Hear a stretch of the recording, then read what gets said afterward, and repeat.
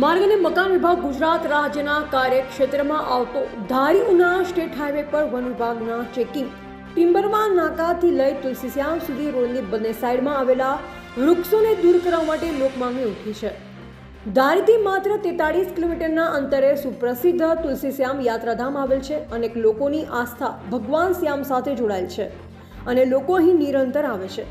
હાલ ચોમાસાની ઋતુ હોય જેને લઈ વનરાઈ પણ પૂર બહારમાં ખીલી છે, પરંતુ આ સ્ટેટ હાઈવે ઉપર પસાર થતા હોય ત્યારે રસ્તાની બંને બાજુ આવેલ ઝાડી ઝાંખરા વ્યાપક પ્રમાણમાં ઉગી નીકળ્યા છે, જેને લઈ વાહન લઈ પસાર થવું જોખમી લાગે છે, કારણ કે સામેથી આવતું વાહન સ્પષ્ટ દેખાતું ન હોય, જેને લઈ અકસ્માતની શક્યતા ખૂબ જ રહેલી છે। રસ્તો પણ સિંગલ પટ્ટીઓ અને ગોળાઈ તેમજ રસ્તા ઉપર ખૂબ જ વૃક્ષનું પ્રમાણ વધી ગયું હોય, જેને લઈ આ રસ્તાની બંને બાજુ આવેલા ઝાડી ઝાંખરા સાફ કરાવવા માટે લોકમાંગ ઉઠી છે। રિપોર્ટર ડામોર વનરાજભાઈ ધારી। મારું નામ રહીમ ખાન બ્લોચ, ગામ મારું ખીચા।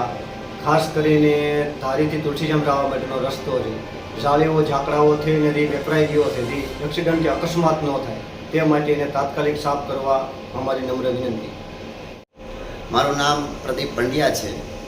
હું જે કહેવા માગું છું કે ભાઈ ધારીથી તુલસીશ્યામ જતો રસ્તો જે છે, જ્યાં અત્યારે અનેક શ્રદ્ધાળુઓ જાય છે, આવે છે, જંગલ વિસ્તારની અંદર વરસાદના હિસાબે ખૂબ સાઈડોની અંદર બહુ ઝાડી ઝાખરાઓ જે છે અને ગોળાઈની અંદર એક આવતા જતા વાહન જે છે એ એકબીજાને દેખાતા ન હોવાથી ત્યાં એક્સિડન્ટની ઘણી બધી સંભાવનાઓ છે। તો અમારી એવી માગણી છે કે ભાઈ આ ઝાડી જે ઝાખરા બધા જે છે એ સાઈડો જે સાફ થઈ જાય તો અકસ્માતની સંભાવનાઓ ઘટી જાય, આવી માંગ છે।